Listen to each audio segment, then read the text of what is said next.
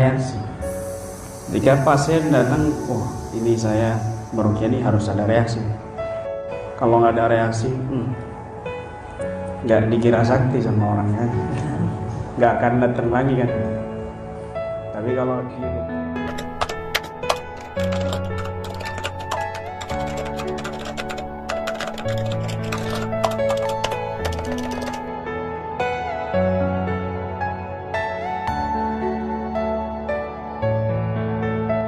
Assalamualaikum warahmatullahi wabarakatuh.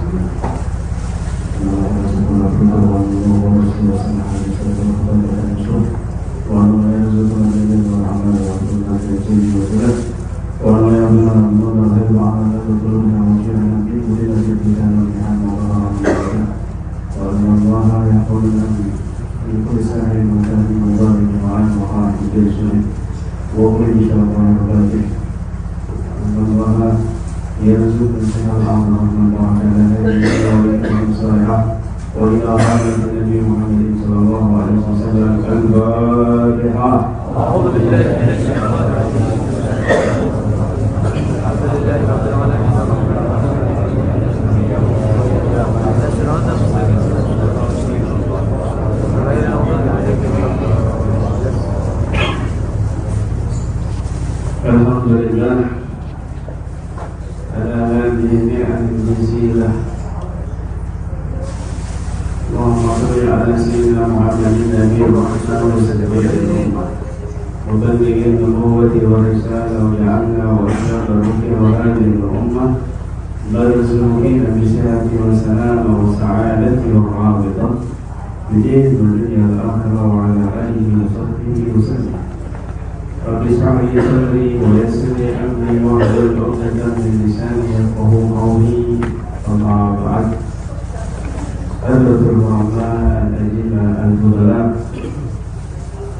Selamat dan saya tarik para ulama, para tokoh masyarakat, khusus nasihat, KBRA, Suluddin, dan ketua KBRA Bermarkas Ustaz Ismail dan seluruh jajaran pengurus besar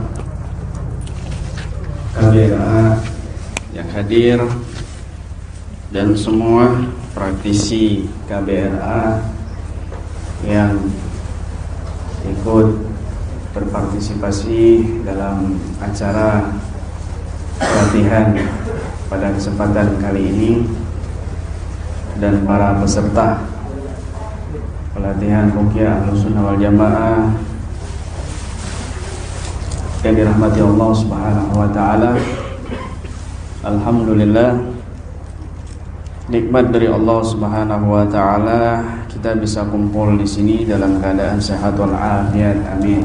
Di saat kondisi sulit untuk berkumpul seperti ini, di masa-masa seperti ini, Allah takdirkan dan Allah mudahkan kita berkumpul di sini, sama-sama kita niatkan mencari ilmu dan faedah seperti niatnya orang-orang soleh ketika hadir di majelis ilmu, di majelis kebaikan,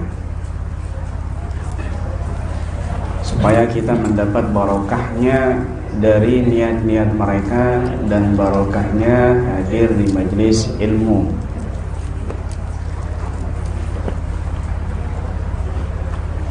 Untuk kita sama-sama mengurai, kita mempelajari secuil daripada ilmu Al-Quran. Bagian daripada ilmu Al-Quran yaitu ruqyah, pengobatan dengan ayat-ayat Al-Quran. Ketika niat kita diluruskan, ketika niat kita diarahkan untuk mardhatillah, untuk keridhaan Allah dan untuk kita lebih baik lagi keadaannya, lebih dekat kepada Allah, wasilah kalamullah, wasilah Al-Quran, maka pasti Allah angkat derajat kita. Allah angkat derajat kita.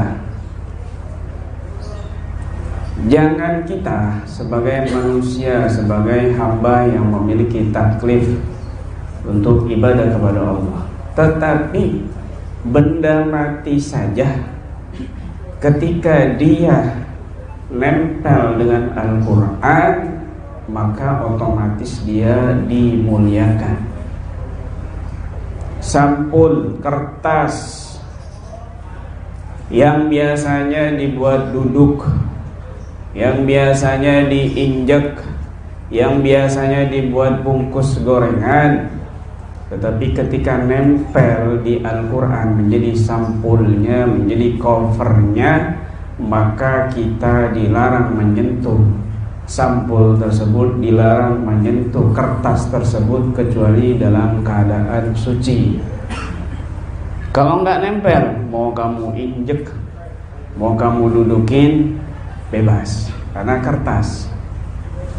Tapi nempel di Al-Quran, maka kertas itu jadi mulia. Benda mati ketika dia nempel, murni nempel kepada Al-Quran, Allah muliakan. Apalagi kita sebagai manusia dan kita sebagai umat Nabi Muhammad SAW. Kenapa? Itu rumus. Kenapa? Itu janjinya Allah. Nabi bersabda, yarfa'ullah bihadzal kitab aqwaman wa yadh'u bihi akharin. Allah mengangkat bihadzal kitab, dengan sebab Al-Quran ini, aqwaman, beberapa kaum. Kalau dia benar-benar mengedepankan Al-Quran, kalau dia benar-benar panuannya Al-Quran, kalau dia benar-benar menjalankan isi kandungan Al-Quran, pasti Allah angkat derajatnya dunia dan akhirat. Tetapi sebaliknya, jika dia mengabaikan Al-Quran, jika dia meremehkan Al-Quran, jika dia melanggar isi kandungan Al-Quran, wa yadh'u bihi akharin, maka dia akan Allah rendahkan. Nah, itu rumus. Ketika kamu masuk dalam ilmu ini, maka baru masuk saja kamu sudah menjadi mulia. Orang memandangnya kamu, wah, bisa nyuwuk, wah, hebat, wah, sakti. Tetapi ketika kamu pertahankan niatmu, hatimu istiqamah di dalam membaca Al-Quran, istiqamah di dalam mengutamakan Al-Quran, maka Allah akan angkat terus derajatmu. Bukan kepada di hadapan manusia saja, tapi di seluruh makhluk Allah angkat kemuliaanmu di hadapan mereka. Kenapa? Karena itu mukjizatnya Nabi Al-Quran. Tidak ada yang bisa mengalahkan mukjizat Nabi yang satu ini, Al-Quran. Seluruh Nabi nggak akan bisa. Kenapa? Karena ternisbat kepada Allah, kalam. Nggak bisa. Allah sudah kasih gambaran. Gunung yang kokoh, yang tinggi, yang kuat, yang menjadi paku buminya. Nggak ada gunung setiap detik, setiap jam bumi bisa gempa kan? Bisa gempa. Tetapi andai lau anzalna hadzal Qur'an ala jabalin la ra'aitahu khashi'an mutasaddian min khasyatillah. Seandainya aku turunkan Al-Quran ini di gunung, maka kamu akan lihat, wahai Muhammad, gunung itu hancur lebur karena takut kepada Allah. Al-Quran dan takut kepada Allah. Al-Quran dan takut kepada Allah. Sekali lagi, Al-Quran dan takut kepada Allah. Nisbat kepada Allah, nisbat kepada khasyah itu Al-Quran. Maka ketika kamu menjadi praktisi dan pastinya diutamakan bacaan-bacaan Al-Quran, kamu sudah mulia. Tetapi ketika dibarengi dengan takut kepada Allah, lebih lagi kamu memiliki power yang bisa menghancurkan gunung. Begitu. Gunung bisa hancur dengan Al-Quran. Apalagi cuma dukun, apalagi cuma sihir, apalagi cuma orang-orang zalim. Gunung yang kokoh hancur lebur kok. Tapi kenyataannya Al-Quran malah dititipkan kepada makhluk yang lemah. Tetapi kenyataannya, faktanya Al-Quran dititipkan, diamanatkan kepada makhluk yang lemah, yaitu manusia. La'allahum yatafakkarun, supaya manusia ini berpikir, gitu maksudnya. Gunung yang punya kekuatan yang kokoh, yang tinggi, nggak kuat, hancur lebur. Kok manusia yang lemah, yang pendek, dititipin Al-Quran sama Allah? Artinya apa? Berarti manusia ini ada keistimewaan yang lebih dari gunung yang kokoh. Begitu. Kok nggak hancur manusia ini? Mereka dititipkan, diamanatkan Al-Quran, kemudian dibarengi dengan rasa takut kepada Allah, khasyatullah. Kok nggak hancur manusia ini? Tapi justru sebaliknya, semakin mulia, semakin tinggi, semakin kuat, semakin kokoh. Tidak seperti gunung. La ra'aitahu khashi'an mutasaddian min khasyatillah. Gunung dititipin Al-Quran, hancur karena takut kepada Allah. Manusia dititipin Al-Quran, takut kepada Allah, nggak hancur, nggak lebur. Semakin kuat, semakin memiliki power. Kenapa? Karena manusia punya keistimewaan, punya wadah yang tidak dimiliki oleh gunung. Gunung itu besar, kamu mau taruh apapun di sana bisa. Gedung bisa, sawah bisa, 1000 sapi muat. Manusia yang begitu lemah daripada gunung, kok nggak hancur? Berarti punya wadah istimewa yang bisa menampung Al-Quran. Apa? Yaitu hati. Itu. Hati. Bahkan bisa menampung Allah, di mana langit dan buminya Allah nggak bisa menampung Allah, tapi hati orang yang beriman bisa menampung Allah. La yasauni ardi wala samai, kata Nabi, hadis qudsi, walakin yasauni qalbi abdiyal mu'min. Akan tetapi yang bisa menampungku, tidak bisa menampungku langit dan bumiku, yang bisa menampungku adalah hati hambaku yang beriman. Jadi kuncinya satu, hati. Wadah kamu ketika belajar ilmu ini, perhatikan hati kamu. Ketika belajar ilmu Al-Quran ini, kamu harus perhatikan yang pertama hati kamu. Belajar mau ngapain? Saya kepingin sakti Pak ya. Belajar mau ngapain? Supaya dianggap sama orang-orang kampung saya, warga saya orang sakti, bisa ngalahin jin, bisa mengislamkan jin, nggak payah ya Pak. Bisa mengalahkan dukun-dukun, kan saya jadi terkenal, kan saya jadi sakti. Nanti dimasukin YouTube, terkenal seperti Gus-Gus itu. Ya.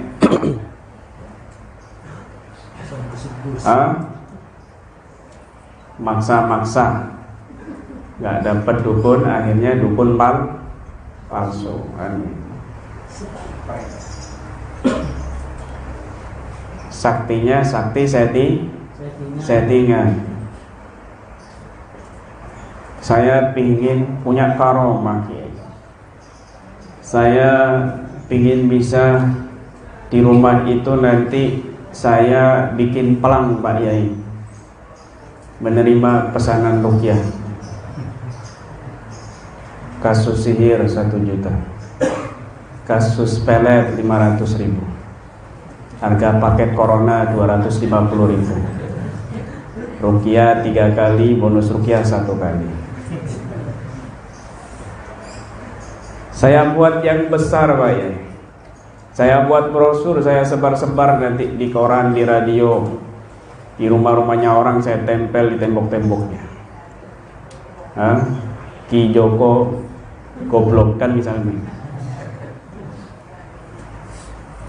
Maka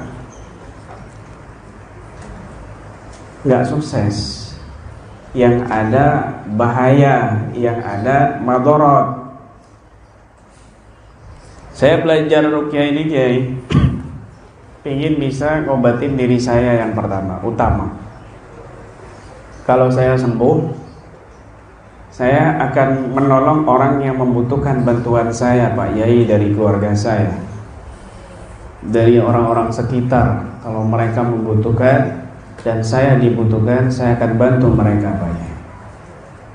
Karena Nabi pernah menganjurkan sebaik-baik manusia yang paling dicintai oleh Allah, manusia yang paling dicintai oleh Allah, yang paling bisa memberi manfaat kepada manusia yang lainnya. Tujuan saya itu, saya ingin lebih paham hakikat kehidupan ini buat saya. Saya sudah capek Pak Yai berbuat banyak kesalahan dan dosa kepada sekitar, terutama kepada orang tua. Mudah-mudahan dengan belajar ilmu ini, ilmu Al-Quran, ilmu ruqyah ini, saya bisa mengobati diri saya bisa mengobati hati saya, dan lebih dekat lagi kepada Allah, kepada Rasulnya. Maka ini kamu akan dimuliakan oleh Allah Subhanahu wa ta'ala. Yarfa'u bihadzal kitab aqwaman wa yadh'u bihi akharin. Lurus, hatinya bagus, niatnya. Hatinya bagus, niatnya. Karena ruqyah di sini, ya, di KBRA ini bukan cuma nyuwuk-nyuwuk, tidak. Tidak. Ada satu hal lain yang tidak dipahami oleh mereka yang niatnya salah. Ada makhluk yang tidak bisa dikeluarkan dengan ruqyah meskipun 1000 kali, tetapi hanya bisa dikeluarkan dengan ilmu dan mujahadah. Apa itu? Kebodohan. Apa itu? Syaitan. Apa itu? Nafsumu. Mau kamu ruqyah berapa kali, nggak akan bisa. Pak Yai, saya ini sudah diruqyah 10 kali, sampai gratis 3 kali, dapat payung cantik. Terus saya masih kemasukan jin, saya masih sakit-sakitan, saya masih reaksi, saya masih sensitif. Kenapa? Apa praktisinya kurang sakti? Bukan, tapi diri kamu.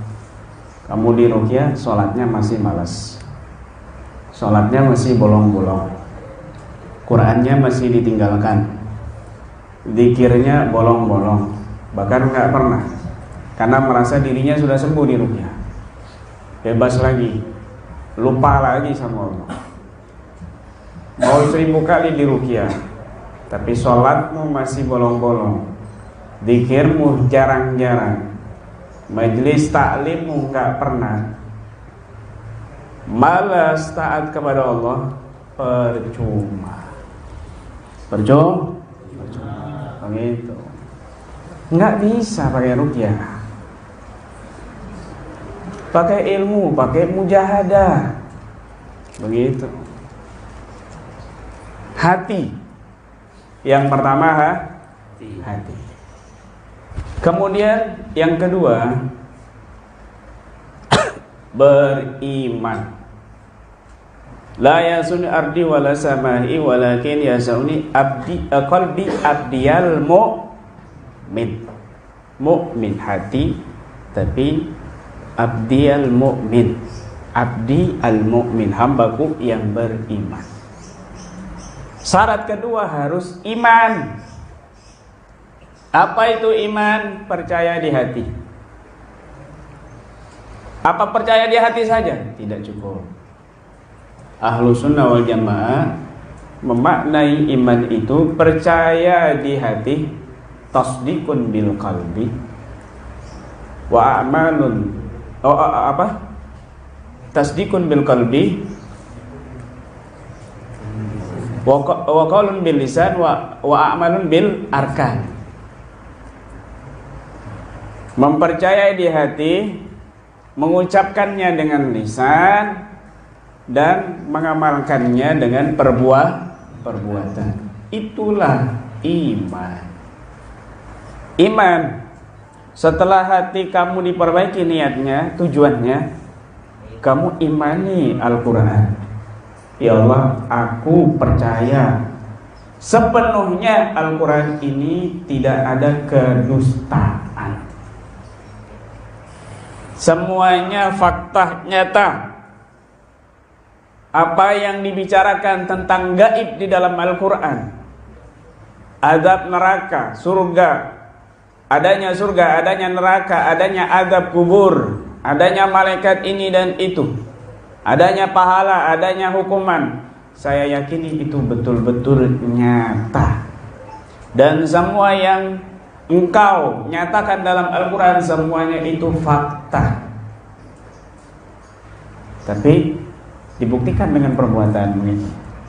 Di Al-Quran melarang kamu berzina, jangan lakuin berzina. Di Al-Quran melarang kamu mabok, jangan lakuin mabok. Begitu, kamu percaya itu haram, kenapa dilakukan? Imannya kurang sempurna. Kamu ucapkan dengan lisan, nyatakan. Bagaimana caranya? Zikir, tib hadat, girdul latif, itu semuanya adalah pengakuan iman dengan lisan, supaya meresap di hati sehingga mudah dan ringan melakukannya. Begitu iman. Percaya. Yakin. Iman itu nanti puncaknya keyakinan, bertingkat-tingkat, lalu dia akan sampai ke maqam yakin. Kalau orang sudah hatinya baik, kemudian dia yakin kepada Allah, cukup. Itu sudah cukup. Dan tingkatan iman dan tingkatan yakin itu bertingkat-tingkat. Tingkatan dasar saja, ketika kamu sudah yakin kepada Al-Quran, tingkatan dasar, pemula, bukan tingkatan wali, bukan tingkatan orang soleh, tapi tingkatan pemula saja. Ketika kamu sudah yakin Al-Quran ini pedoman hidup, Al-Quran ini syifa, obat dalam kehidupan kita, baik zahir maupun batin, maka itu sudah mujarrab. Sudah mujarrab. Nggak usah capek-capek kamu ini puasa 41 hari, berendam di sungai 7 hari 7 malam, mandi kembang Kamboja, kembang Mayaken. Nggak usah susah-susah. Cukup kamu yakini, bismillah, baca Al-Quran apapun pasti akan mujarrab. Pasti mujarrab. Semua orang ini semua orang. Semua orang. Saya banyak dosa. Di mana manusia yang nggak banyak dosa? Semua orang. Saya bukan ustadz. Apa baca Al-Quran itu harus ustadz? Mujarab. Pelatihan sebelumnya di Modung, Bangkalan itu masih ada videonya. Itu kita buktikan.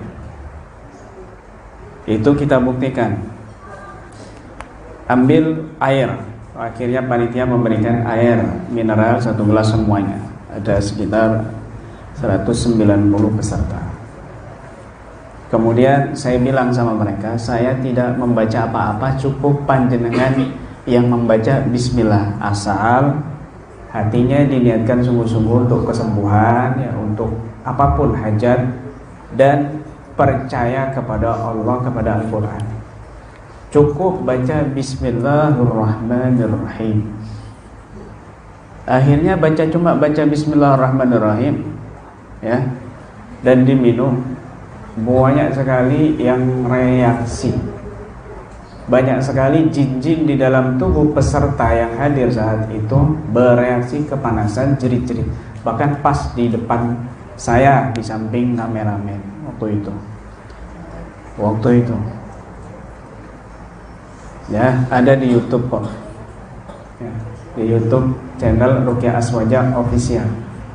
Saya bukan promosi, tapi silakan cari gitu. Terus di like, di subscribe, di komen, terus share. Ya, canda di situ ada.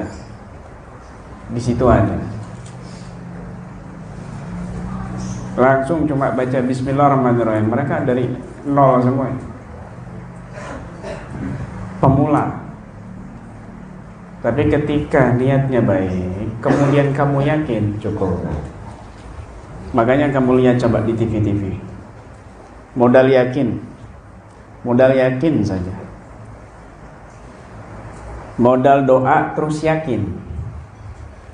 Mujarab, ngefek. Kamu lihat di TV itu, jarang baca Quran dia. Kenapa? Karena nggak bisa baca Quran, tajwidnya hancur. Cuma yang dihafal kun fayakun.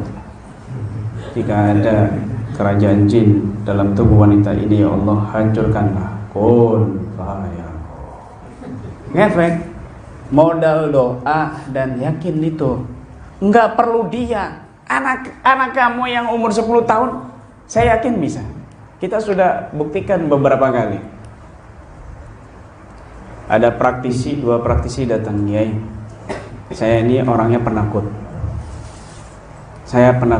Kalau di kamar gelap itu saya kabur. Mati lampu itu saya ketakutan.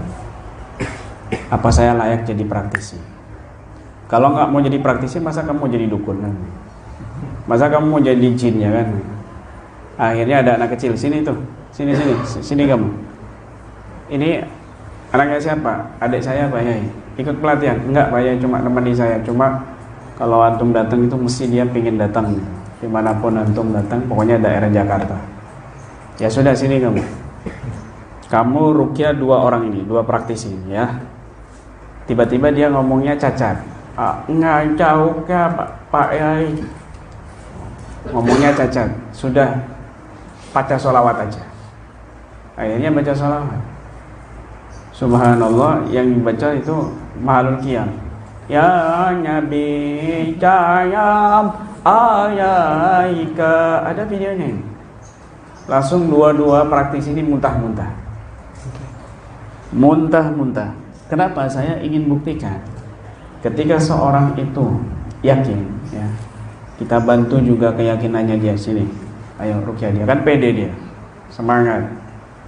Kiainya yang nyuruh kan punya power kan. Langsung dua-duanya itu muntah. Akhirnya praktisi di situ yang setelah pelatihan mereka tambah yakin. Doa kamu keyakinan ya, maka ini modal yang luar biasa buat kamu. Kenapa kok ngefek?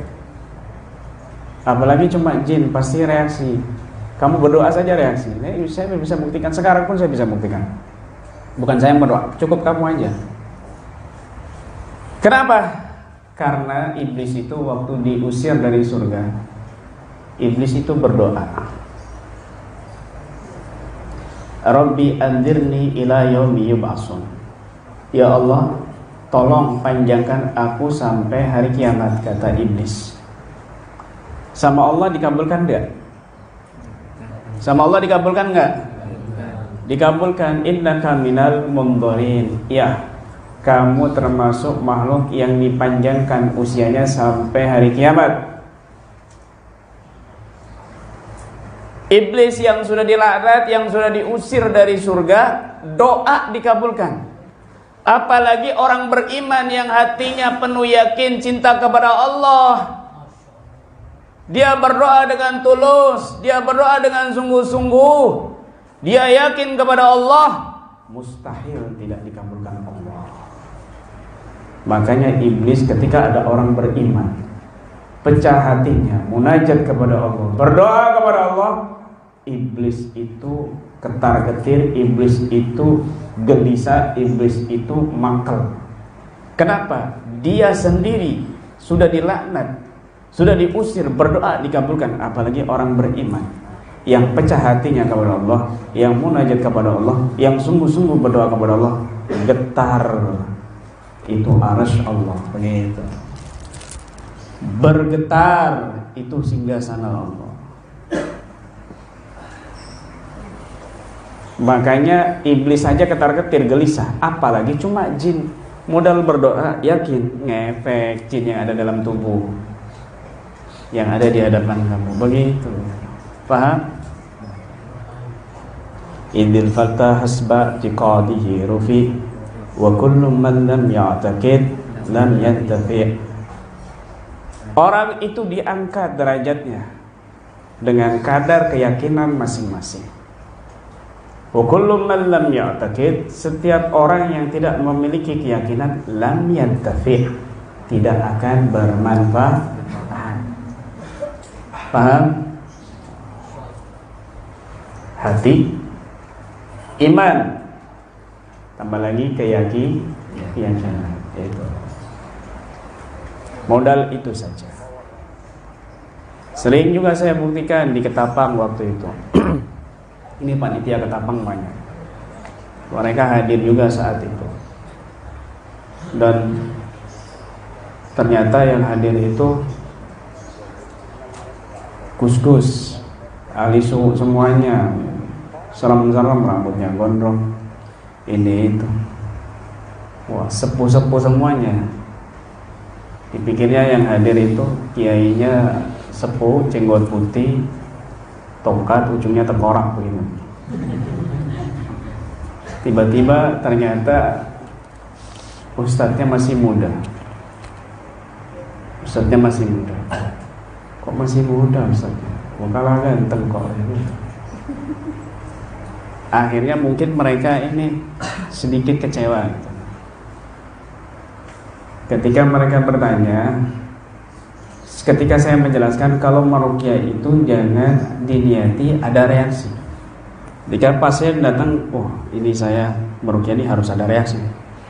Kalau nggak ada reaksi, nggak dikira sakti sama orang kan, nggak akan datang lagi kan.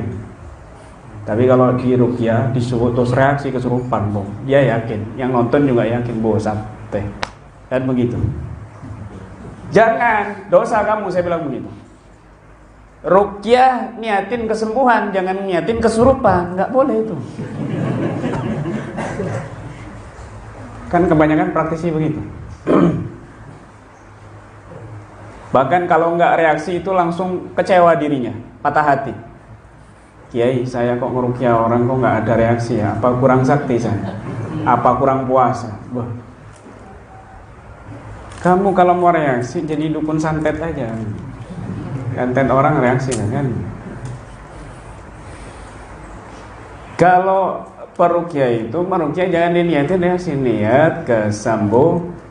Jangan niat kesurupan, nggak boleh. Bagi saya nggak boleh, haram. Buang niat seperti itu. Kadang-kadang nggak ada reaksi, ternyata sembuh. Ini sudah sering kayak gitu. Was-was, dia 4 tahun was-was, ikut ruqyah masal. Dia nggak reaksi, yang lain reaksi. Tapi setelah 3 hari dia telepon kebingungan. Kiai, saya bingung. Loh, kenapa? Saya ini biasanya was-was di kamar mandi ini, biasanya saya itu 4-5 jam seharian. Ini cuma setengah jam. Keluar dari kamar mandi saya bingung. Kok saya cuma sebentar? Kamu ini was-was bingung, nggak ada was-was juga bingung. Apa mau saya balikin lagi was-wasnya kan? Oh iya Pak Yai, ngapunten Pak Yai. Terima kasih. Reaksi apa nggak ada reaksi saat itu, tapi was-wasnya hilang setelah 3 hari. Begitu. Tapi 2 orang yang sini depan saya ini gondrong ini sama satu bus ini, ya sudah jadi praktisi. Dia bilang begini, kalau di sini Kiai, kalau ngeruqyah di sini nggak ada reaksi, ya orang nggak percaya. Oh, jadi kamu mau dibuktikan, bikin reaksi, oke. Panitia, tolong ambilkan air mineral, bagikan semua satu-satu.